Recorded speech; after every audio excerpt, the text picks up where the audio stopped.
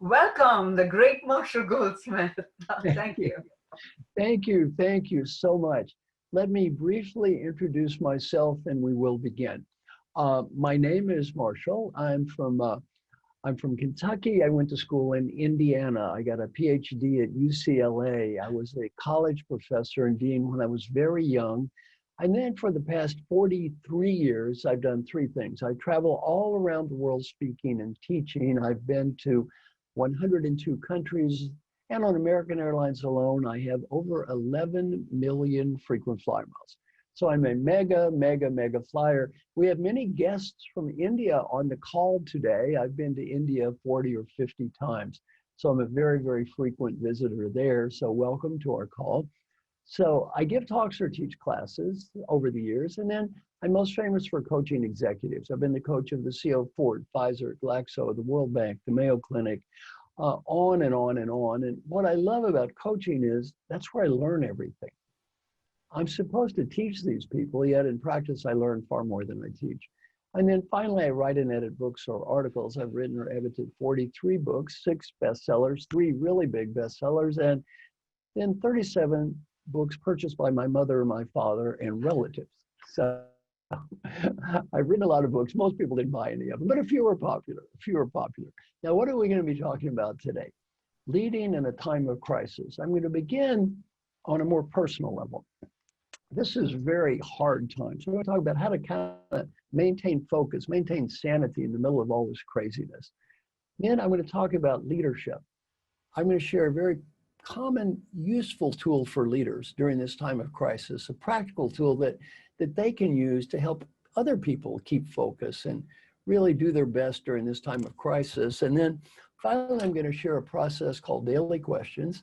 It takes 3 minutes a day, costs absolutely nothing. It's going to help you get better at almost anything. Some people are skeptical. 3 minutes a day, costs nothing, helps me get better at almost anything. That sounds too good to be true. Half the people that start doing this quit within 2 weeks. And they do not quit because it does not work. They quit because it does work. Almost everything I teach is very easy to understand. It's hard to do. Now, Dr. Raj mentioned my book, What Got You Here Won't Get You There. If you read that book, you read funny story after funny story after funny story, and it's tempting to read the book and think these people must all be idiots. People in the book all have IQs of 150 and they're CEOs of multi-billion-dollar companies. And they'll all tell you this stuff is very easy to understand. It's very hard to do. Now let's begin. Leading in a time of crisis. For my friends from India, the world's most popular poem is called the Bhagavad Gita. The Bhagavad Gita provides some wonderful wisdom for leading in a time of crisis. In the Bhagavad Gita, which is a cornerstone of all Hindu philosophy, in the Bhagavad Gita, we have a protagonist, Arjuna. And the protagonist is a general. And he is with a charioteer. And the charioteer is a manifestation of Krishna. Now, in the Gita, Arjuna he says, it's terrible. I have 2 choices. I have a bad choice. I have a worse choice. It's awful. What is the advice given by Krishna, which is great advice in these times? Number 1, face what is. Face what is. I'm going to talk about something today called pragmatic optimism. I find that this, especially for leaders today, it's not a time for happy talk. It's not a time for motivational speeches. It's tough out there. People say, well, I've been through hard times before. No, you haven't. I'm 71 years old. I've never been through anything like this before. It's tough. It is tough for a lot of people right now. We have to face the hard reality that exists. One of my great friends is a famous chef named David Chang. David is one of the most famous restaurant guys in the world. He has a new book out this week called Eat a Peach. If you haven't seen it, it's at the top of the New York Times bestseller list. He's an amazing guy, great friend, wonderful restaurant guy, great chef. 3 of his restaurants are going broke. Maybe more will. He's facing lots of bankruptcies out there in his businesses. Well, he's a great guy. It's tough times. It's tough times in that business, and you have to face the reality that's there.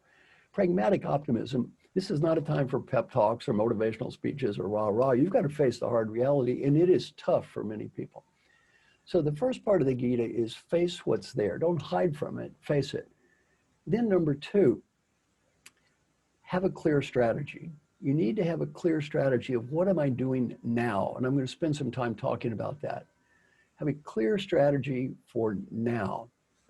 Then, number three, don't get fixated on results.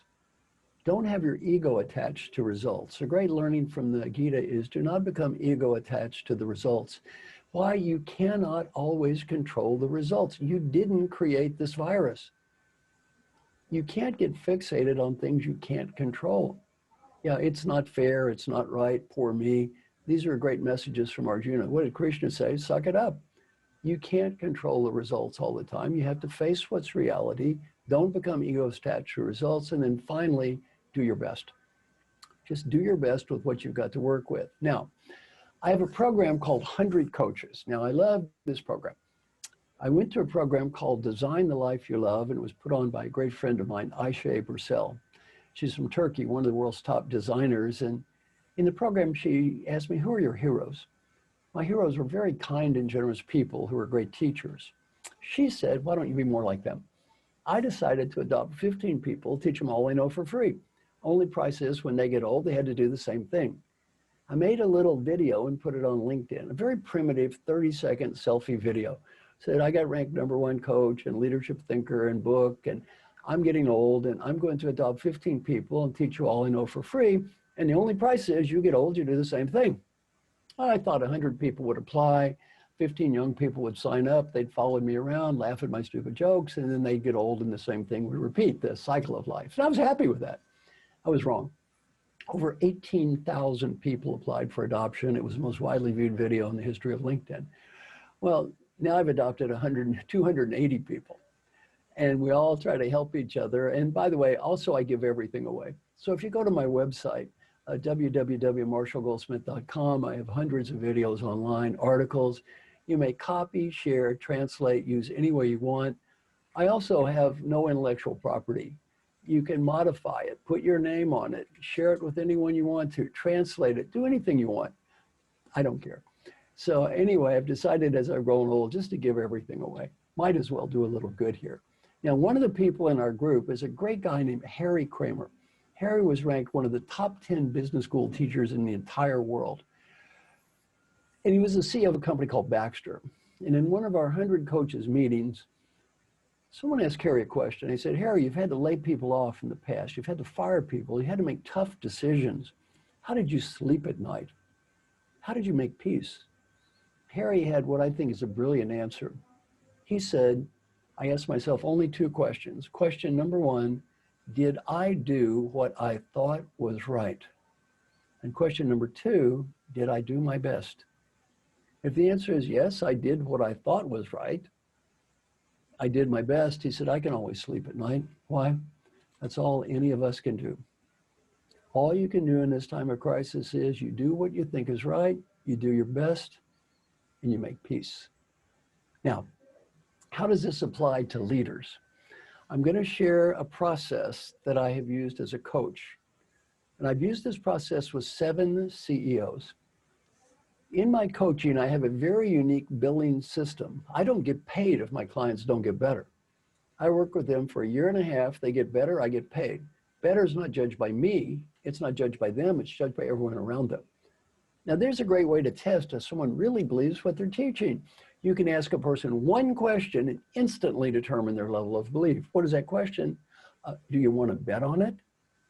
Do you want to bet on it? Now, if they say, I believe it, I wouldn't bet on it. They don't believe it. They say, here's the money. They believe it. I bet on this every time. When you get paid for results, you learn a little humility and you learn a little pragmatism. I'm now going to share a very pragmatic tool that I've used with 7 CEOs who needed to be better coaches, and I got paid 7 times in a row. This always works, and it's called the 6-question coaching process.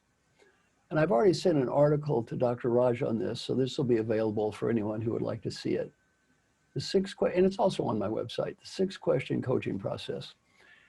Every leader has a dialogue with each direct report covering 6 basic questions. Now, I did this with Jim Morton, CEO of John Hancock Life Insurance Company. The first year I coached Jim, he got ranked on a percentile basis 8 in terms of providing coaching and developmental feedback. 4 years later, he got a 98. Steve Sanger, CEO of General Mills, 10 to 90. This thing always works. 6 basic questions. Question number 1, where are we going? Have a dialogue with each direct report on an as-needed basis. Question 1, where are we going? As a leader, I'd say, here's where I see us going. Where do you think we should be going? Then question number 2, where are you going? Here's where I see you and your part of the business going. Then ask another question. Where do you think you should be going? Because you want to have alignment 2 ways. 1, as a leader between you and the other person, and 2, the big picture and the smaller picture. Question number 3, doing well. I'd say, here's what I see you and your part of the business is doing very well. And then ask a question. What are you proud of? What are you proud of? What do you think you're doing well? A great question during times of crisis. Why? We often get so busy and stressed out, we forget to recognize all that people are doing, which sometimes is huge.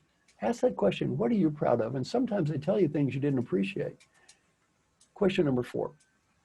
As those of you that know me know, I'm big on something called feed forward more than feedback, the future more than the past. Question number 4 is suggestions for the future. As a leader, I'd say, here's some ideas that I would have for you to, I think might help things get better in the future. Then ask the person a question. If you were the coach for you, what ideas or suggestions you might have for you? A great coaching question. If you were the coach for you, what ideas or suggestions might you have for you? My friend George Borst was CEO of Toyota Financial Services, a multi-$100 billion organization. George was a little skeptical about question 4. He said, well, if I just ask people what advice would they have, they'll probably just say fluff. A year later, he said he was very surprised. People tended to say very deep things and often better than he thought of. George said more than half the time when he asked this question, if you were the coach for you, what idea would you have? He ended up saying, I like your ideas better than mine. Why don't we just go with your plan? Question number 5, great coaching question. As a leader, how can I help? And finally, question number 6, what ideas or suggestions might you have for me? Moving forward, what ideas or suggestions as a leader might you have for me? 6 basic questions. Now, during periods of rapid change, it is very important to know people need more structure, not less structure. I mean, I've been trained in situational leadership by 2 people from here in San Diego, Paul Hersey and Ken Blanchard, and they were the people that wrote the book on this topic. And you learn in situational leadership very early that when things change, people's readiness level goes typically down. They don't have the same level of experience. We do not need less structure when things change. We need more structure.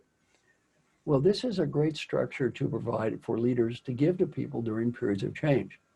You need to say this, though. I want you to be clear at any second in time. I want you to be clear on the basics. Where are we going? How are we doing at any second in time?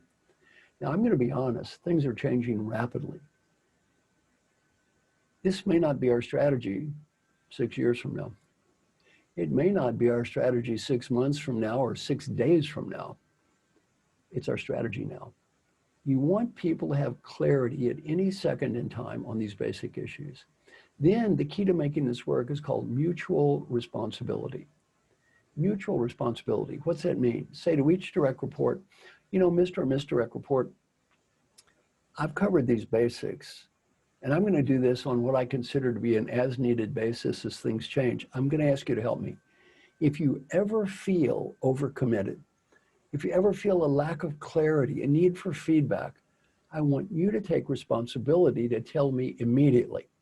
Because if I do my job on a regular basis and you do your job on an as-needed basis, there is 0 reason we're going to have doubt, we're going to have ambiguity, we're going to have confusion, and at any second in time, we should have alignment.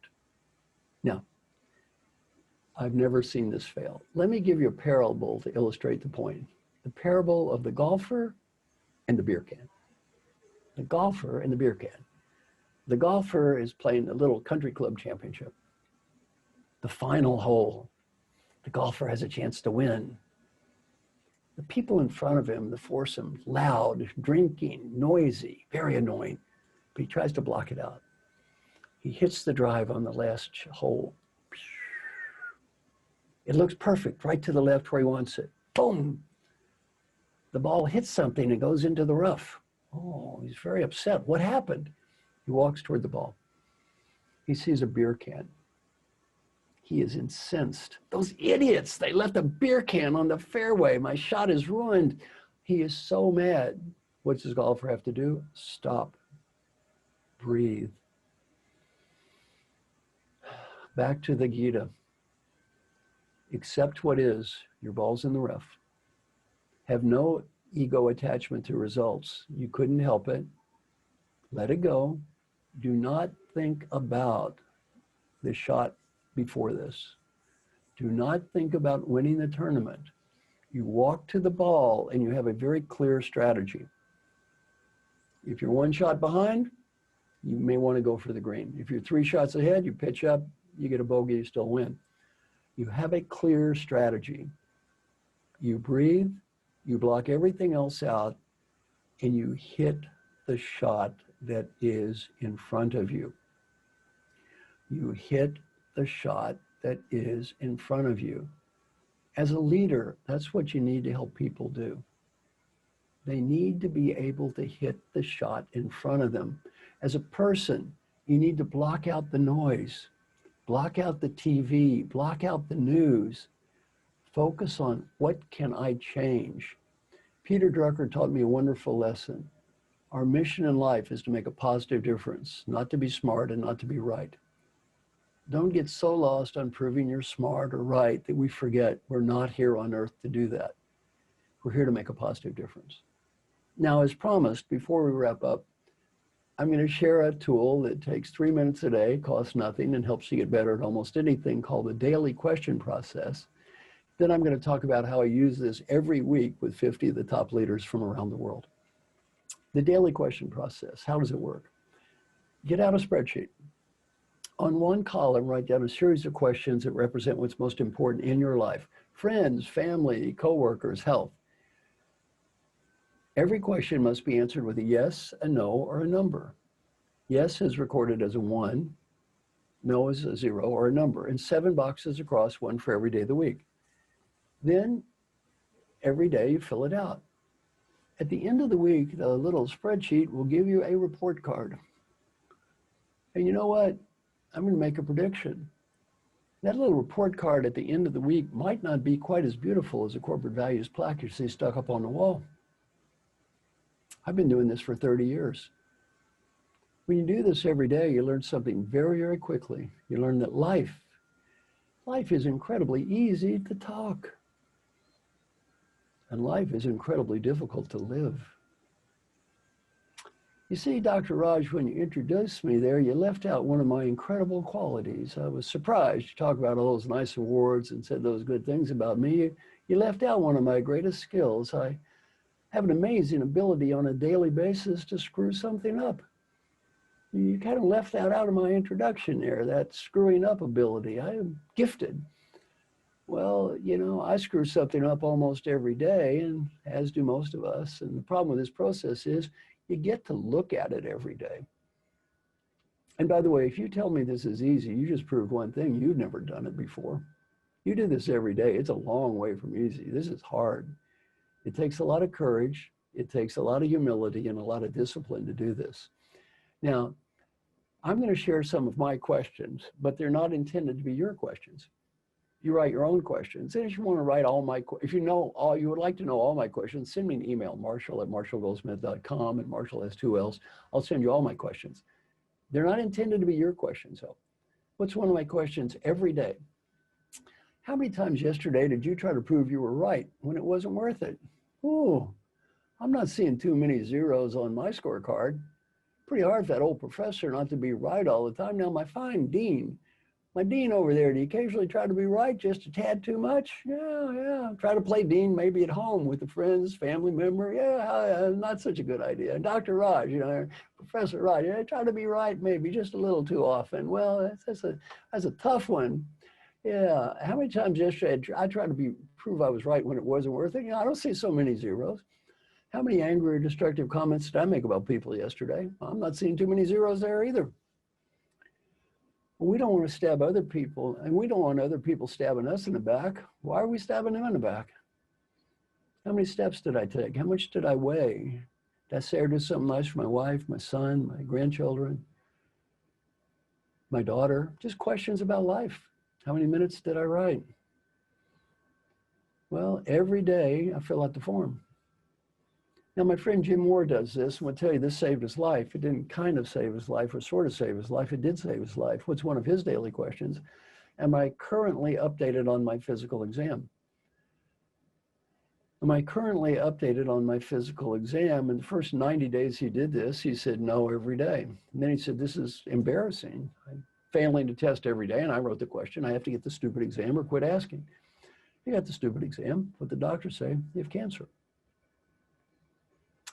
Now, that was many years ago. He's going to be fine. The doctor also said, you'll be fine. He said, had you waited 7 months, you would have been dead.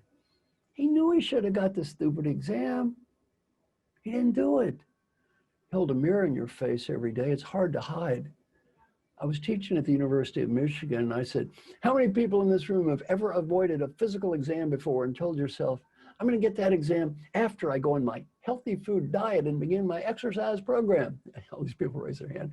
I point to this one gentleman. I said, sir, did you trick the doctor with that strategy? Did you trick the doctor? He goes, I am the doctor. So the problem here is not understanding the theory. Now, the problem is doing it. Now, I'm going to share my first 6 questions. And my daughter, Kelly, really inspired me to do this. Kelly and I, my daughter Kelly, some of you may have actually seen her before. She was on the American TV show Survivor Africa. So if you saw the 3rd season of Survivor, my daughter Kelly was on Survivor. She graduated from Duke University, and then she was on the Survivor show, worked in LA a couple of years. Then she went back to school, has 2 master's degrees and a PhD from Yale. And now she's a professor at Vanderbilt in the business school, where Daddy's very proud. She was a teacher of the year this year. So very proud father. Daughter Kelly, she and I are discussing employee engagement, and Kelly said, you know, almost everything involves passive questions. Do you have clear goals? Do you have meaningful work and all that? Which is okay, but when you ask a person a passive question, they put a negative score, they blame the environment. Oh, do I have clear goals? No. They're confused. Do you have meaningful work? No. They give me trivia. Do you have a friend at work? No, they're jerks. Their fault. Kelly taught me the importance of asking active questions, especially questions that begin with the phrase, did I do my best to? Why? You can't blame anybody but yourself. Now, here are my first 6 questions every day. Question number 1, did I do my best today to set clear goals? Did I do my best to set clear goals? Doesn't say you did a great job. Did you set clear goals at all? You'd be amazed, the people I work with every weekend. Amazing, successful achievers who forget to even set goals. Why? I woke up, got on the phone, answered an email, another phone call, and I was 10 hours later, the day's over. I guess my goal was just respond to crap, because that seemed to be all I did today. The second question, did I do my best to make progress toward achieving my goals? Question 3, did I do my best to find meaning? Not did somebody give me meaning. Did I do my best to create meaning myself? And question 4, we're going to spend some time on, did I do my best to be happy? Did I do my best to be happy? Now, in my book, Triggers, I give an example of 3 medical doctors that I've coached, 3 of the smartest people I've ever met. One is Dr. Jim Kim. Dr. Jim Kim has a simultaneous MD and PhD with honors from Harvard in anthropology in 5 years.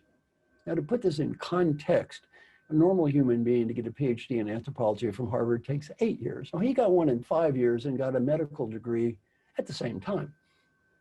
He went on to be the head of Partners in Health. Then he went on to be the president of Dartmouth and then the president of the World Bank. Just a great person. Dr. Raj Shah, head of the United States Agency for International Development at age 37. He reported to Hillary Clinton, who reported to President Obama. Now he's the head of the Rockefeller Foundation, and Dr. John Noseworthy, CEO of the Mayo Clinic. Three of the smartest people I ever met, and obviously have the rights to use their name. They're in the book. All three asked this question. On an average day, 1 to 10, 10 is high, 1 is low, what score would you get on the answer to this question? Did I do my best to be happy? All three had the same answer. Never dawned on me to try to be happy. Never dawned on me to try to be happy. They're all medical doctors. I said, you know, they're all medical doctors here. Now in medical school, did they teach you about death? Did they cover that topic there, death? I said, oh yeah, they covered death there in medical school. Well, you're gonna die anyway. Do you think this is a silly or stupid question? I said, no, it's an important question. I just forgot to ask. I just forgot to ask. Now, Dr. Raj, let me call on you. Dr. Raj, average day, I'm gonna put you on the spot, 1 to 10 scale, 10 is high, 1 is low. How would you score on, did I do my best to be happy? I think I would score 9. Good, excellent. Well, that's very, very good. Keep it up. You know, the average person in the world scores 5.5. 5.5, yeah. So if you're listening to me right now, whatever your score is, raise the score. That's an important test. Raise that score as best you can. Now, what do I do with our LPR group? Every week, we meet with 50 amazing people, and they have 7 groups. So they do this 7 hours a week, and they rotate. So you're not with the same group every day, every week. And every week they go through these 6 questions. And our research on this is amazing. If you just ask these 6 questions every day, our research shows that a huge majority of people, 34% say they get better at everything. Then about 67% say they get better at 4 items, 91% say they get better at something, and almost nobody gets worse. So every week we talk. And I'll say, Mike Kaufman, CEO of Cardinal Health, say, Mike, okay, give me your scores. Then I say, Mike, give me 3 or 4 of your other daily questions. How'd you do on those? And I'd say, you know, Mike, what'd you learn last week and what are you proud of? And every week we have these dialogues, and it's just amazing. They love this stuff. And one reason is, there's an old saying, it's lonely at the top. It's lonelier at the top today. It's very lonely at the top. But with the social media, people making fun of you for anything you say, bringing up any mistake you ever make and making it public. People have to be very sensitive about everything they say. And they just love getting to be humans, at least for 1 hour a week. And they love the fact that they realize we're all just humans. It doesn't matter how much you achieve or all these status and all this other nonsense. We're all just human beings. And they love that idea of just being a human for an hour a week and hearing other people just be human beings and admitting that we're all just trying to do better. And then finally, we grossly overestimate willpower. All that stuff you told yourself you should have been doing for 20 years, you haven't done yet, you're not gonna start doing it. Once we admit we all need help, life is better for everybody.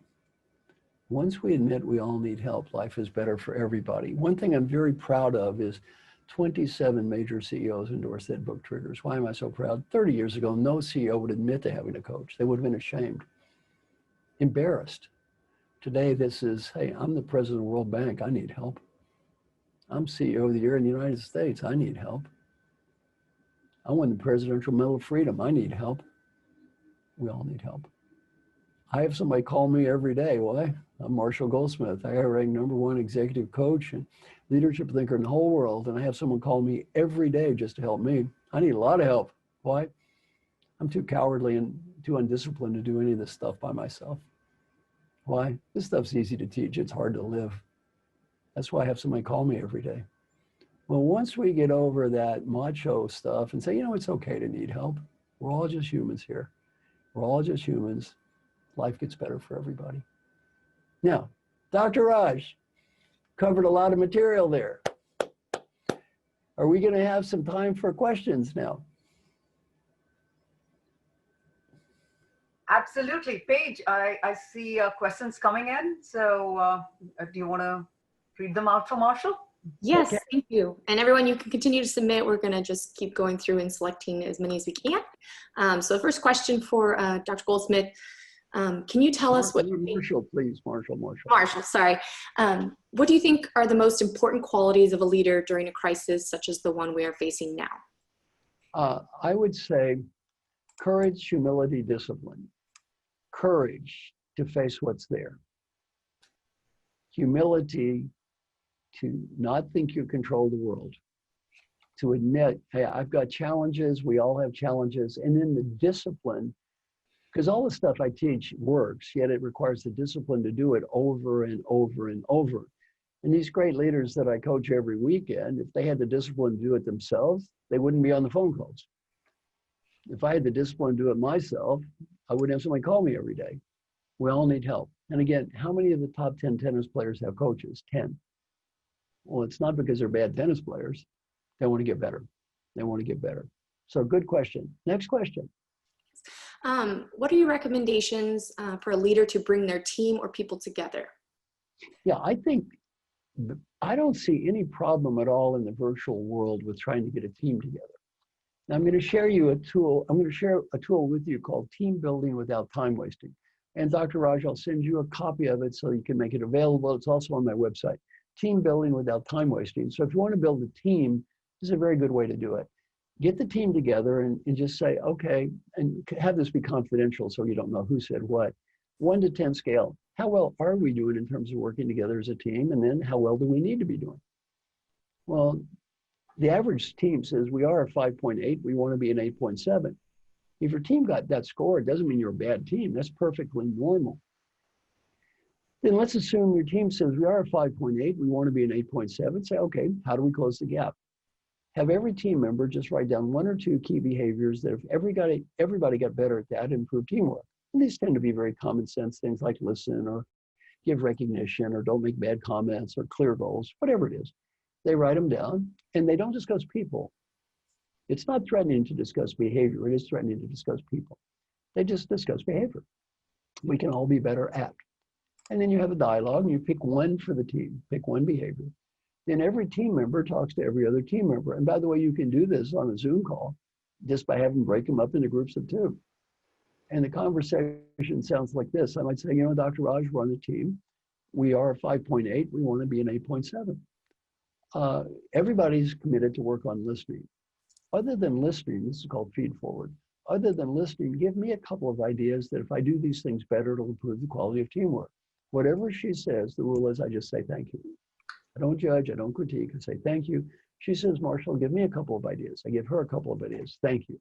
Then on the Zoom call, I switch and now I'm with another person until everyone talks to everyone else. Well, at the end of all the calls, and by the way, this only takes a few minutes. It doesn't take long at all. Now everyone's gonna have a list of things. You tell each person, pick one thing for yourself. Then we have a very simple 3-question follow-up process. It sounds like this. You know, Dr. Raj, we're all trying to improve teamwork. And first, everyone wants to be a better listener. So give me a couple of ideas once a month. Give me a couple of ideas how I can be a great listener. Then about once a month, you say the second question is, I personally want to just get better at recognition. That came up in my dialogues. Give me an idea to help me do a great job. Based on last month, what ideas do you have for the future? And then finally, I just want to be a great team player. Give me ideas. Follow up, follow up, follow up, follow up. At the end of a year or so, you start doing little mini survey measurements. I've never seen this fail. It's called Team Building Without Time Wasting. Very practical, very simple tool. You'll get more long-term improvement in team building doing this than you'll get shipping people off to the woods for a month where they can climb trees and sing songs. But they go back to the real world, nothing changes. Why? Follow-up, measurement, discipline, follow-up, measurement, discipline. By the way, almost everything I talk about involves follow-up and structure. Mm-hmm. We're embarrassed to admit we need structure. We're ashamed to admit we need structure. Let me give you a great example. Dr. Atul Gawande wrote a wonderful book called The Checklist Manifesto. This is sobering. If you go in to a hospital and the nurse asks the doctor a series of very simple questions from a checklist, the odds on unneeded infection plummet and the death rate's cut by 2/3. This is not a theory, it's a fact. The huge majority of hospitals around the world do not allow the nurse to ask the doctor the questions. What's the first question? Did you wash your hands? Why? Ego. According to Dr. Gawande, more people have died because of the egos of surgeons than died in the Vietnam War, the Afghan War, and the Iraqi War put together. That's just in the United States. Ego. The doctor is ashamed to say, I need help. The doctor is ashamed to say, I need structure. So people die. So once we get over that craziness and admit we all need help and we all need structure, things get better. Things get better. Okay, next question. Hey, are there common fears that you've noticed in the executives you've coached? And how do you approach these fears and coach them through it? Say the question again. Are there common fears that you've noticed in the executives you've coached? And how do you approach those fears and coach them through it? Yeah, a common fear is if I ask for help, I'm going to look weak. Well, one of the ways is, you see, let me describe my coaching first, and then I'll answer your question. In my coaching, everyone I coach must get confidential feedback. They don't have a choice. If they don't get confidential feedback, I refuse to work with them. They must pick important behavior to improve.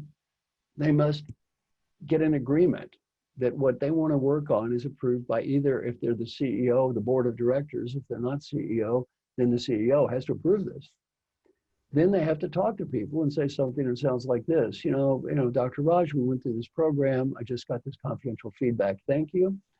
And here's what I learned. And here's some things I feel very positive about. They talk about the positives and say, I'm so grateful. I don't know who said what. Many people said good things. Then they have to say, here's something I need to do better. For example, listening. I haven't listened to you. I'm sorry. Please accept my apologies. No excuse. They all get to apologize. And I say, yeah, I can't change the past, Dr. Raj. I can change the future. If you had to have ideas, tell me to be a better listener, what would they be? Whatever she says, I have to sit there, shut up, listen, take notes, and say thank you. Then they have to talk to me.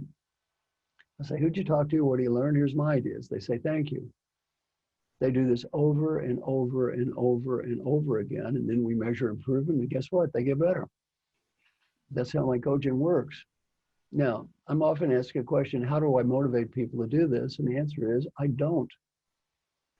If they don't want to do it, I don't work with them. I'm not here to judge. They can do whatever they want with their life. I'm not here to waste my time. Option A, you do this. Option B, goodbye. It's a choice. Now, again, I do get a few bonus cards. I'm typically asked, for example, by the board to coach the CEO. And the CEO says, I don't want to do this. I say, that's fine. I'll just go have to tell the board I can't help you. So usually that doesn't, usually that does not happen. They're not that stupid. Usually by this point in time, they figured, that's a bad idea. Let's don't do that. Let's just get with the plan here. So I don't try to convert anybody. You know what? I can't change people who don't want to change. This is a really good question. I can't change people who don't want to change. Now, let me just call on those 4 people who got their Paige and Dr. Raj and there Miguel and Jim. I can see you 4. Now I have a question. If the answer is yes, raise your hand. Have you ever attempted to change the behavior of a husband, wife, or partner that had no interest in changing? Have any of you 4 ever attempted that? Yes, we have done that, yes. Now, my fine Dean Jim there. Dean Jim, how'd that work out for you? Was that a big success or not so much? Didn't work at all. Yeah, when I got married, I bought my wife a pair of running shoes for our wedding anniversary and was hoping that she would get into exercise. It didn't work. All right, now I've got another question, even worse. Have any of you 4 fine people, have any of you ever attempted to change the behavior of mommy or daddy who had no interest in changing their mommy or daddy? Oh, look at this over here. We got Dr. Raj. Dr. Raj, did you attempt to change mommy or daddy? Oh, sometimes both. Especially both of them. And especially as they got older, you know, you felt that you were the parent and they were the children. Oh, yeah. no good. Yeah. Oh, yeah. How's that changing mommy and daddy thing working out for you? No. Oh my God, no. Not so good. No, it's not so good. Not so good. Well, I was teaching my class at Dartmouth, and a woman raised her hand. I said, "You trying to change mommy or daddy?" She said, "Daddy." I said, "What's daddy's problem?" She said, "Daddy does not have a healthy lifestyle." So I asked her, "How old is daddy?" She said, 94 years old. Leave the old boy alone. You want to smoke a cigar, old man, smoke too. Who cares? He's 94 years old. Well, a great learning point for that question. I only work with people that care. I don't motivate anybody to do anything. If they don't care, I don't care. Yeah, Buddha said, only do what I teach if it works for you. If what I do doesn't work for them, I don't judge. It's fine. I just don't work with them. It's okay. It's okay. Okay, next question. Okay, so this one's actually from the employee perspective. Two-part. How do you work with a manager who doesn't lead or communicate effectively with staff? And as a direct report, how would you recommend approaching a leader who's consistently negative? Excellent question. Why is that an excellent question? Because I have an answer. What is the definition of a bad question? I have no answer. That's a good question. Now, this question, I had the privilege of spending 50 days with Peter Drucker, the world's greatest authority on management. I was on his advisory board for 10 years. I was ranked #1 leadership thinker in the world. My intellect compared to Peter Drucker is that of a 10-year-old child. He was so smart. He taught me so many things. Great lesson from Peter Drucker. First, our mission is to make a positive difference, not to prove how smart we are, not to prove how right we are. We get so lost in proving we're smart or right. We're not here on earth to prove we're smart or right. We're here to make a positive difference. Point number 2, every decision in life is made by the person who has the power to make the decision. Make peace with that. Not the smartest person, a fair person, the best person, or the right person. Decisions are made based on one and only one variable, power. Whoever has the power to make the decision is going to make the decision. Make peace. That's the way the world works. Now let's take Paige and Dr. Raj, you two. Paige or Dr. Raj, have you ever said this to yourself before in your mind? I'm amazed at that level, talking about powerful people. I'm amazed at that level someone could be so stupid or crazy or such an idiot. How could they be such a fool at that level? Now, not, of course, you're not talking about the dean here, but in other organizations, have we ever had these thoughts there? Yes, yeah. Now, these two seemingly intelligent women, you notice I use that word seemingly intelligent. I'm going to point out these thoughts don't make any sense. Now, Paige and Dr. Raj, before today, have you ever read a history book before? Did you read a history book? Oh, they've both read the history books. Now, in the history of this world, have most people those high levels of money, status, and power over the years? Mostly women or men over the years? Most of them, what do you think? Mostly women or men? Men. Men, correct, men. Mostly younger or a little bit older? Older.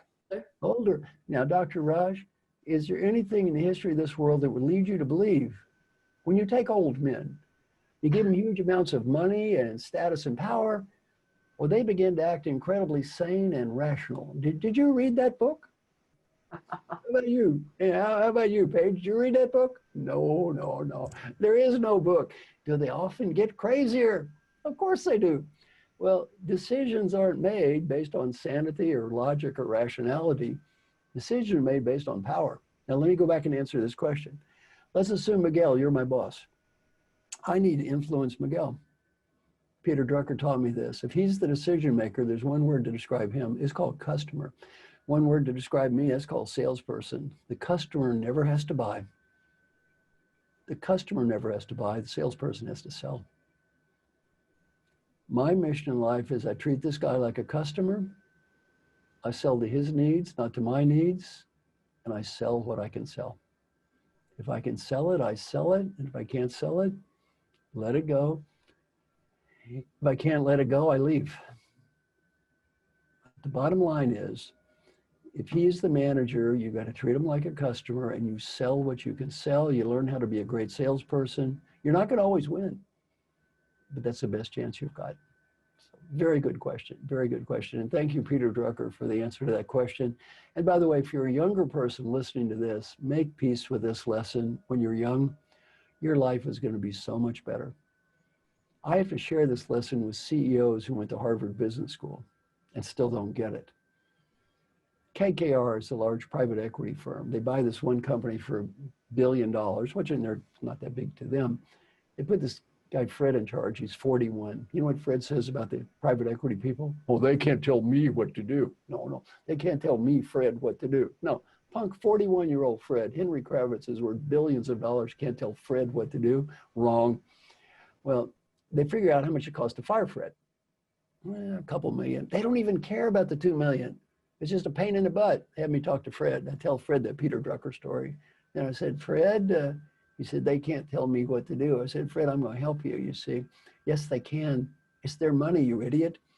Now, I said, Fred, it's their money, and they can spend their money any way they want to spend their money, and it's not your money. And they've had me to come down here and help you and explain this to you now. Yeah, they can tell you what to do because it's their money, moron. Now, you may be the CEO, but they're the board of directors, they're the boss. This is the way the world works. Now, option A, not only can they tell you what to do, now I'm going to tell you what to do. And if you do what I say, it may save your butt. And if not, I got to go back to New York and tell mommy and daddy I can't help you. What's it going to be, Fred? Fred salutes the flag. That was 12 years ago. He's had a great relationship with the company ever since. He just retired. Fantastic 12 years. He just got a little bit of ego kicked in too much. He got a little bit to his head when he was 41. He thought he was a little bigger than he was. Well, all of us got to make peace. You're that young person in the organization. Miguel's your boss. Yeah, he may not know as much as you, but he's still your boss. He doesn't have to buy, you got to sell. Learn how to sell. The younger you are when you learn this, the happier your life's going to be. That's one of the greatest lessons Peter Drucker ever taught me. I must have repeated it hundreds of times. Okay, very good. Paige, any other questions? We've got quite a few more. Try and just keep going here as many as we can. This one says, do you have any words of advice now for leaders regarding how to address or deal with racial tensions and political tensions in the workplace that compound the environmental tensions of COVID?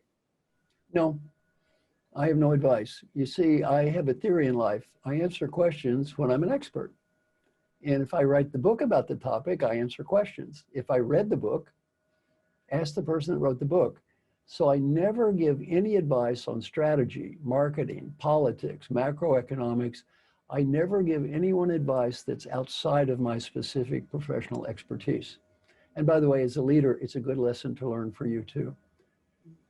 If you're not an expert on a topic, have someone talk to someone who's really an expert on that topic. And I'm not that person. Okay, next question. So you stated to always do what you think is right. Is that subjective depending on the person's background, culture, faith, or moral values? And should we have some guidelines that we take into consideration, some metrics so that it can be objective? I do not think you need any guidelines at all. Why? At the end of the day, who do you have to live with? Yourself. At the end of the day, your ultimate performance appraisal is from that person looking in the mirror. And if you do not do what you think is right, it really doesn't matter a whole lot what the rest of the world thinks, because you have to live with that person in the mirror. And if you're living in life and you're doing things that you don't think are right, it's not worth it. Next. What drives you to stay positive and still work so hard at this stage of your life? Ah, very good. That's one of the most common questions I get. How do you have so much energy at this stage of your life? That's kind of code for old. Say old, but that's kind of a little code word there. Old. You know, you're an old man. How you got so much energy, old man? Well, I shared this with some of you all, but I'm going to share this with the group now. You see, I do a little chant before I work every day. And this chant gives me so much energy. So I want everybody listening now to breathe. Put both feet on the ground. Center yourself. Now I want you to breathe. Breathe deeply. Smile. Take a deep breath. Now you center yourself. I want you to do your hands like this. I'm going to teach you a chant I use every day that gives me so much energy. Breathe.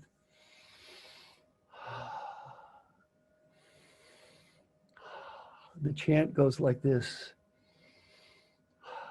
There's no business like show business, like no business I know. Every day I tell myself one thing, it's showtime. And now I use this with my coaching clients. Believe it or not, even these CEOs sometimes whine and complain. Poor me, poor me, life is hard. I make fun of them. Poor me. I ask him a question, have you ever gone to a Broadway play? Yeah, they say yes. Did the actor ever say, my foot hurts? I have a headache. My aunt died last week. No. You know why? It's showtime. And I always say that kid is making about 1/1000th what you're making. If that kid can get out there night after night after night and bust their butt, guess what? So can you. You don't want the job, you don't want the money, leave. You're a leader, you want to show up, it's showtime. I am up, I am positive we're going to make this work. It's showtime. Two of the greatest leaders I've ever met, Frances Hesselbein, Peter Drucker said the greatest leader he ever met, CEO of the Girl Scouts. She's 105 years old right now, 105. I've known her for 40 years. In 40 years, how many times have I ever heard her whine and complain? Answer, a zero. She's the leader, she gets out there, it's showtime. Alan Mulally, my friend, was CEO of Ford. The company was going bankrupt. Doesn't matter, it's showtime.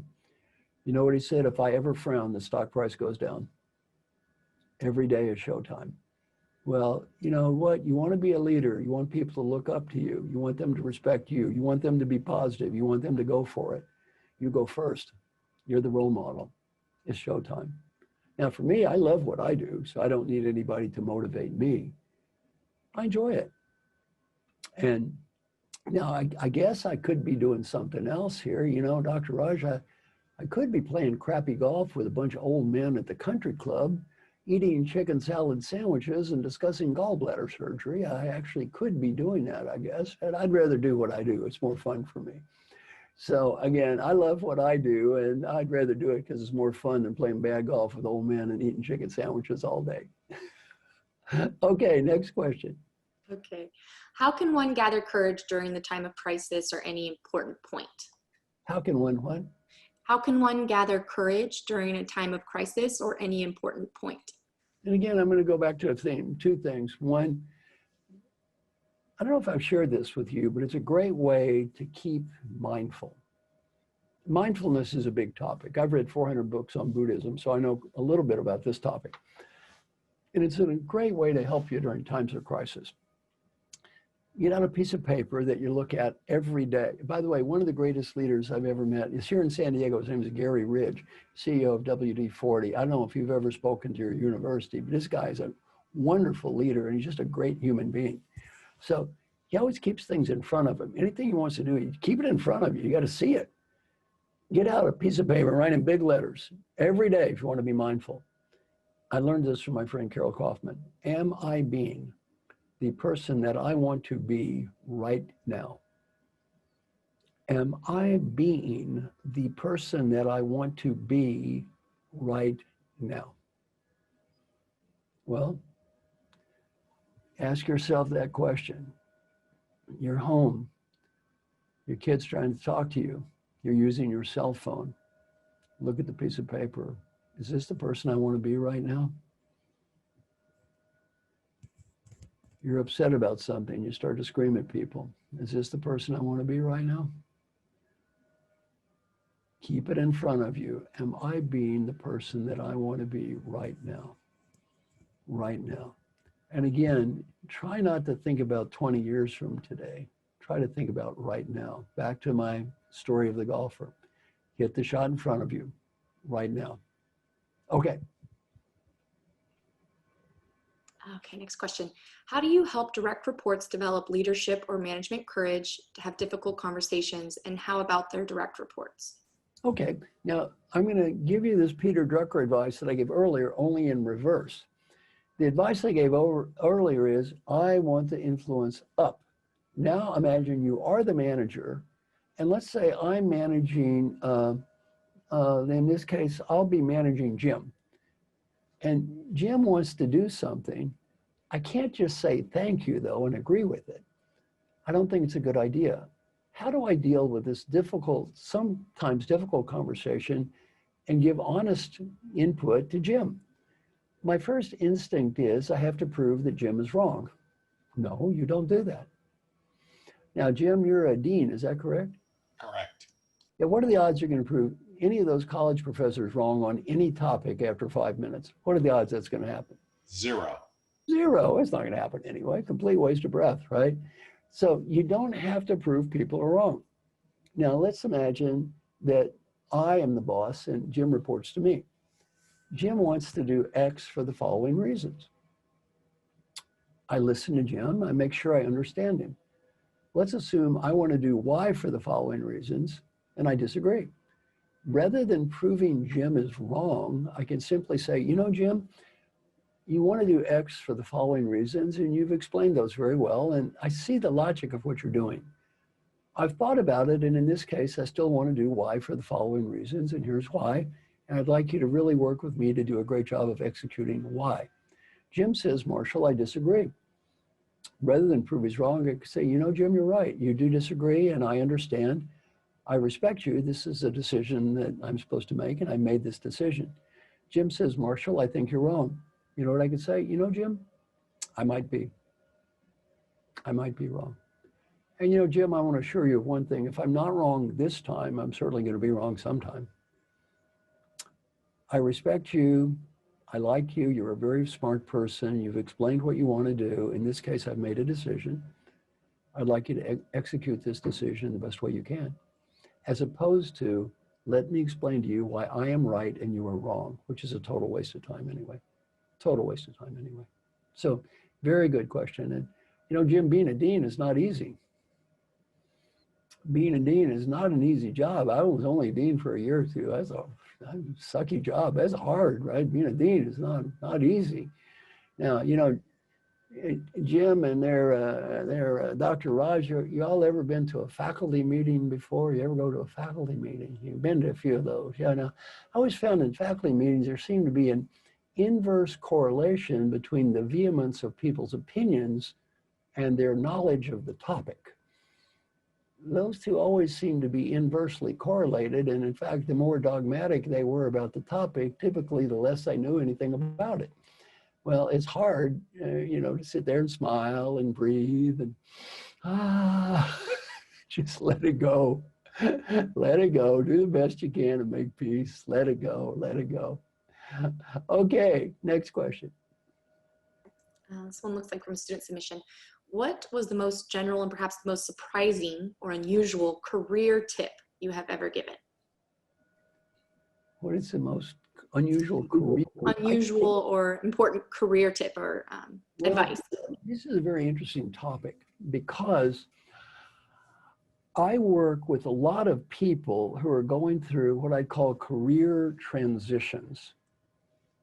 I've done 8 programs at either my house in San Diego or New York on the topic of what next? What are you going to do now? And this is not a trivial topic. And these are very high achievers, and they're dealing with now what? Now, I'm going to spend a little time on this because this is something we're all going to have to deal with sometime, and it's hard. There's a great movie that just came out called The Weight of Gold. The Weight of Gold. It was sponsored by Michael Phelps, the great Olympic swimmer, The Weight of Gold. And he talks about how hard it is to be an Olympic champion, because what happens next? Well, the statistics on this are just awful. Let me give you an example. One of the people in my weekly calls is Curtis Martin.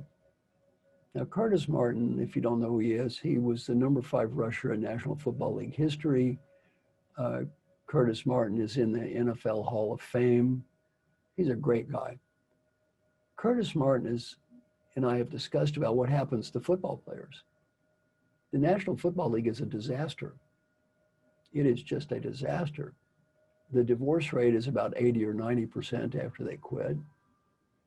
Lots of depression, unfortunately some suicides. People often just go straight down. Why?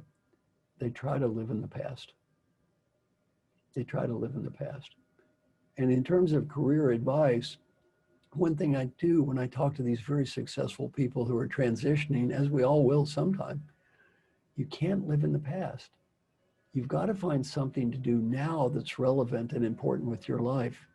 And my career advice is you need to find 2 things simultaneously. One is happiness. Now, what do I mean by happiness? By happiness, I mean you love the process of what you're doing. You enjoy the actual work itself. And the second thing is meaning. What does that mean? The results are important to you and meaningful for you, and you need both. If you try to find happiness without meaning, you're just amusing yourself to death. And after a while, you know, that 9th cruise you go on, those cruise director jokes, they're not really funny anymore. They're not funny anymore. Why? It's empty. On the other hand, if you try to do things that are meaningful with no joy, you're a victim or a martyr. That's not good either. So you really need to focus on how can I achieve both happiness and meaning. And Curtis Martin, who's in my next book, he is just an amazing case study. He really didn't like playing football in the first place. He felt he had a higher calling. He said, I want to help people. And the money and the status and the fame I get from football is going to help me help people. His whole life is devoted to helping people now. He's got 12 tons of money. He's a very successful investor. He's very happy. And most of his life is just helping people over and over and over again in the best way he can. Well, he's the exception to the rule. He's the exception to the rule of most of them just crash. Basketball, Pau Gasol, getting near the end of his career. I don't know if you know who he was, but he played for the Lakers and he's won a couple of NBA championships. But now he's dealing with, what am I going to do with the rest of my life? What am I going to do now? So let me give you a great way to think about this. And I'll share some stuff from my new book. Every time I take a breath, it's a new me. So, you know, you think about moving forward. Who is this new me I want to create? Who is the new me I want to become? And you can't live in the past. Because when we live in the past, it's kind of a form of vicarious living. You're living someone else's life. That person in the bar drinking, that old man, he did not win Super Bowl III. Some young guy won Super Bowl III. This is just some drunk guy in a bar, some old man in a bar talking about that young guy. You're not that young guy. You're an old man talking about that young guy. Well, the key to me as we go through various transitions of life is we've got to keep saying, what do I want to be now? What is going to make me happy now? What's going to provide meaning in my life now? And I can tell you the years pass just like that. As you journey through life, just keep thinking about those questions in your career. Who do I want to be? And then when you look at the future version of yourself, who is it I want to create? What do I want to create? Now I'm going to give you an exercise. I did this. By the way, in my programs with retiring executives, these things range from the tragic to the hilarious. On the tragic side, one of the CEOs was from one of the biggest companies in the whole world. And he said, I spent 43 years of my life with one goal. I worked 80 hours a week with one goal. I worked so hard so that my children would never have to work as hard as I did. Then he said, that was the worst thing I could have done for myself or my children. They're not grateful. They don't know me. They're spoiled. They have no incentive. I basically ruined my own children. Very sad. And sometimes people are funny. One guy was Mike Duke, who was the CEO of Walmart, and he said, you know, he's talking about his life, and he said, I had this little joke I told when I was the CEO of Walmart, and he said, it was a funny joke and a clean joke. It never offended anyone. I love my little joke. Then he said, I retired as CEO of Walmart, and he said, I was in this group, and I told my little joke, and he said, nobody laughed. He thought, well, they must be grumpy. They don't seem to like my joke. Another group, he tells a joke again. Nobody laughed. Finally, his wife said, Mike, you idiot. Did you actually think that stupid joke was funny? Well, you see, when he was CEO of Walmart, that joke was real funny. Oh, oh, oh, oh, oh. How about not CEO of Walmart? No, not so funny anymore. So I do these programs with people talking about what are you going to do now? And it's just a great, great way to look at life. What am I going to do to find happiness? What am I going to do to find meaning in my life? And sometimes I tell people to leave. Let me give an example. My great friend Alan Mulally was CEO of Ford. He became CEO of the year in the United States. The stock went from $1.01 to $18.40 when he was CEO. You know what I told him? Bye-bye, time to leave. CEO of the year, that's God's way of saying, get out now. Don't overstay your welcome. Leave. Well, he's happy. He's doing things that are important to him. He's trying to find meaning. He's teaching people. So, you know, I think it's great if you can find something to do that you're finding meaning and happiness in your life. And it doesn't stop at any age. And the idea of I'm going to retire and play golf with old people at the country club, maybe not so much. Maybe not so much. Now, Dean over there, Dean Jim, are you single or married there, Dean Jim? I am married with 4 children. Yeah, you are, Dean. Now, Dean, how do you think your lovely wife would feel about hanging around with the old Dean over there 24/7? Do you think that'd be her dream come true, or perhaps might be a little closer to a nightmare? What do you think? We do share time together, but it has her areas of interest, and there's some overlap. But too much is not necessarily better, right? And more is not necessarily better. And, you know, My last retirement, I came back to work because he said, Jim, you need to go back to work. You're driving me crazy at home. oh, you know, Jim, that was just a lucky guess on my part. It's funny how I guessed that. I don't know how I ever made such a lucky guess as that. And yeah, and Dr. Raj, how about your friends and family members? How about you retire and give them lectures over and over again? You think that'd be just the happiest moment in their lives? No, I will try not to do that. Now, remember, Dr. Raj, great is the need of the student to learn. Far greater is the need of the teacher to teach. Yeah, great is that need of that student to learn. Far, far greater is the need of the teacher to teach. Now, Paige, if you don't mind, I'm going to ask our fine panelists here if they have some questions for me. And one of them I can't see because of my little screen there. I can only see 4, but we'll start with Dr. Raj. Dr. Raj, what's a good question you have for me? Okay, Marshall, you know, I read some, in one of your articles, you said about the Godfather. You said Don Corleone must have been a closet Buddhist because he said, it's not personal, it's just business. I thought that was a great quote. So would you care to expand on that? Never quite saw it that way, but please expand on that. That was a hilarious quote. Yeah, yeah. Remember, yeah. Did I try to get your father killed? Yes. It wasn't personal. Just doing business here.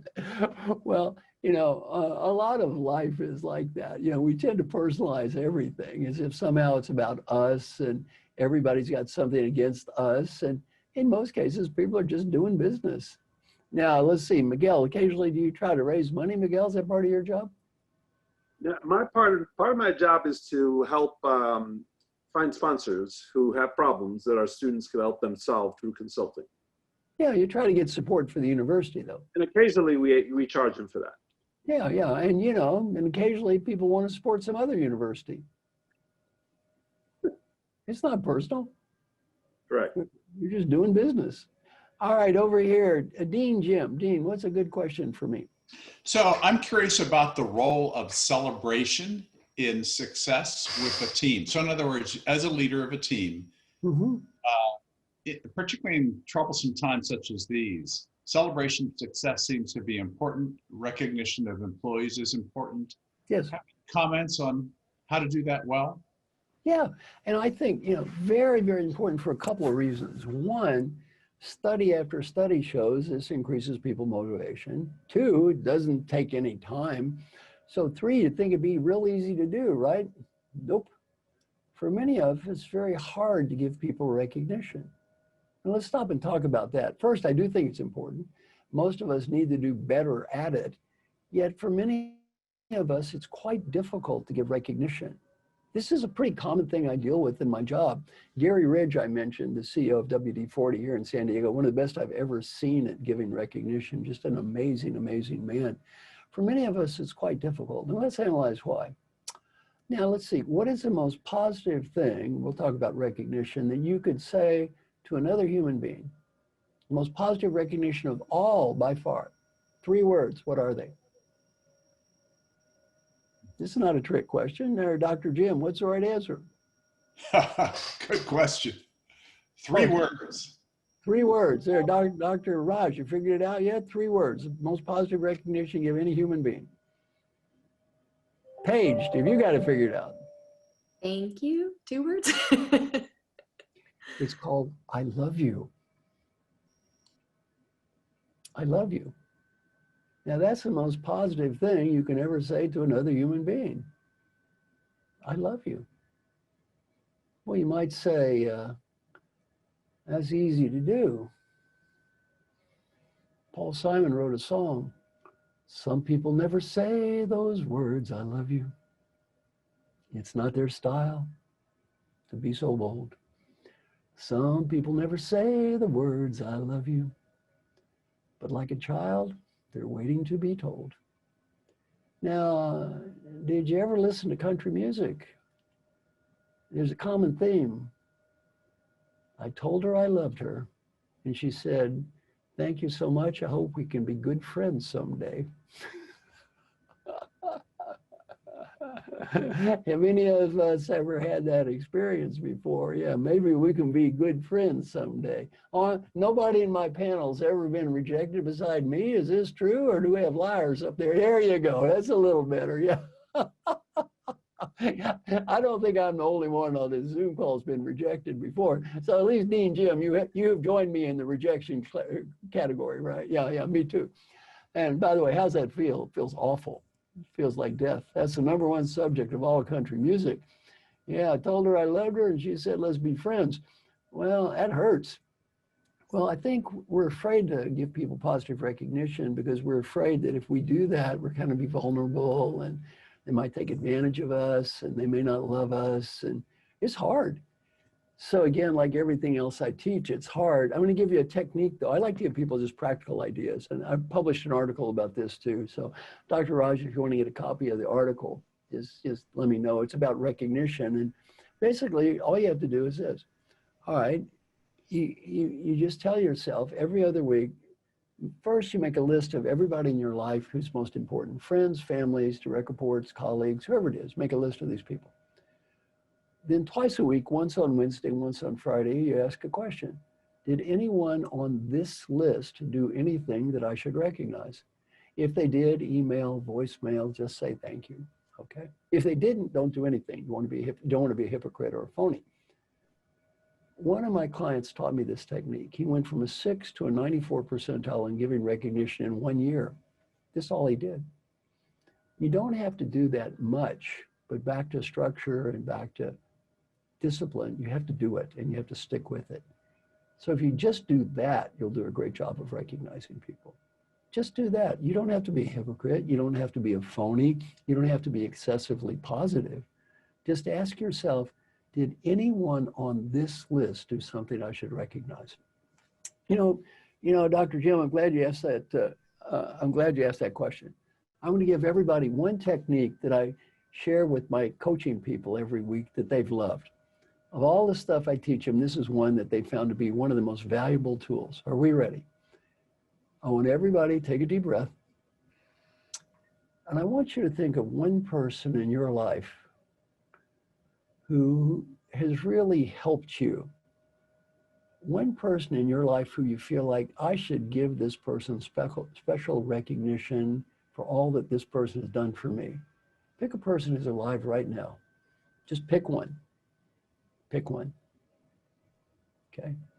Now, after this Zoom call, pretty soon, I want you to contact that person and say the following.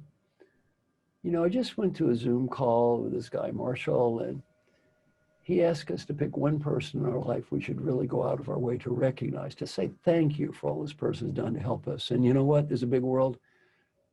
I picked you. I want to say thank you. I'd like to say, here's what you've done in my life for helping me. And I just want to say thank you for you've done so much to help me. Thank you. Well, it's a great exercise. Okay, Dr. Raj, who do you need to thank? You know, Marshall, I had the loss of my mom this summer, and she literally was the wind beneath my wings, and was responsible for being a role model and so many successes. So I silently thank her for all that she's done for me. Thank you. Very good. Okay, Paige, Who's somebody Paige needs to thank? Actually, I'd like to thank my direct report, Dr. Jim Hammerly. He's a very good mentor and a very inspiring leader. Great role model. Okay, Miguel, there's someone Miguel needs to thank. I thank my wonderful wife of 50 years for raising the family she's raised and for keeping me on track and hitting me with a 2x4 when I needed personal coaching and feedback, although unsolicited. But I am very thankful for that. Very good. And you know, Miguel, you just did a good thing. Raise that right hand. Repeat after me. My name is Miguel. My name is Miguel. I need help. I need help. And it's okay. And it's okay. It's okay. All right, Dr. Jim, who do you need to thank? I have a lot of people to thank, and I make just interesting that you mentioned that, because I make a routine process that once a month I'll go out of my way to thank 5 people that I don't normally interact with. And so it's something I started years ago, and I found it tremendously beneficial. The person I would thank, like Miguel, would be my wife of almost 50 years, who knows when to push and when to step back. Very good. Very good. Very good. Marshall, it is now time for us to thank you and then jump on to another meeting with you. Now wait, can I finish with my favorite coaching advice? Go right ahead. I haven't done that yet. Okay. Final advice, everybody take a deep breath. Smile, do your hand. Hand. Now, I want you to imagine you're 95 years old and you're just getting ready to die. Right before you take your last breath, you're given a beautiful gift. The ability to go back in time and talk to the person who's listening to me right now. The ability to help that person be a better leader, a better teacher, a better professional, much more important, the ability to help that person have a better life. What advice would that wise, old, 95-year-old you facing death have for the you that's listening to me right now? You don't have to say anything or do anything. Just think about that question. Whatever you're thinking now, do that. In terms of a performance appraisal, that's the only one that matters. If that old person says you did the right thing, you did the right thing. That old person says you made a mistake, you made a mistake. You don't have to impress anyone else. Some friends of mine interviewed old folks who were dying and got to ask this question: what advice would you have? On the personal side, 3 themes. Theme 1, be happy now. Not next week, not next month. The great Western disease, I'll be happy when I get the money, the status, the BMW, the condominium. Great comment from old people. I got so busy chasing what I did not have, I could not see what I did have, and I had almost everything. Number 2, friends and family. Don't get so busy achieving things that you forget the people you love. That happens way too much. And number 3, if you have a dream, go for it. Because you don't go for it when you're 35, you may not when you're 55, you probably won't when you're 75. Business advice isn't much different. Number 1, life is short, have fun. Number 2 is do whatever you can do to help people. The main reason to help people has nothing to do with money or status or getting ahead. The main reason to help people is much deeper. The 95-year-old you will be proud of you because you did. The 95-year-old you will be disappointed if you don't. And if you don't believe this is true, interview any CEO who has retired. I've interviewed very many of them and asked a question: what are you proud of? None ever told me how big their office was. They didn't talk about how much money they made. They just talked about the people they helped. Final advice, go for it. The industries are changing, your world's changing. Do what you think is right. You may not win, at least you tried. And finally, as I've grown older, my level of aspiration in life has gone down and down and down. My level of impact's gone up and up and up. Why? Quit worrying about what I'm not going to change. So my goal on this call is real simple. For you listening right now, to help you have a little better life, just a little bit. Maybe the people around you have a little better life. Thank you. On that wonderful note, I wanted to thank all of the participants who have signed in such large numbers from around the world. I want to thank, it takes a village to put something like this together. Paige and Damon, what a wonderful job you guys have done. And Jim and Miguel, always ready to support and our leadership center. And finally, Marshall, It took a while to get you here, but we are so grateful. You change lives and you make us think. So thank you so very much. Thank you. We'll see you soon. Okay, I'll see you soon. Now I have a question. I'm going to stay on this line. Is that correct? Paige, Damon, what is it? Does Marshall have to join in another login somewhere else? Yes, Marshall, I will send that to you. Okay, bye-bye. I'll see you in a little bit. Okay, sounds good. Bye.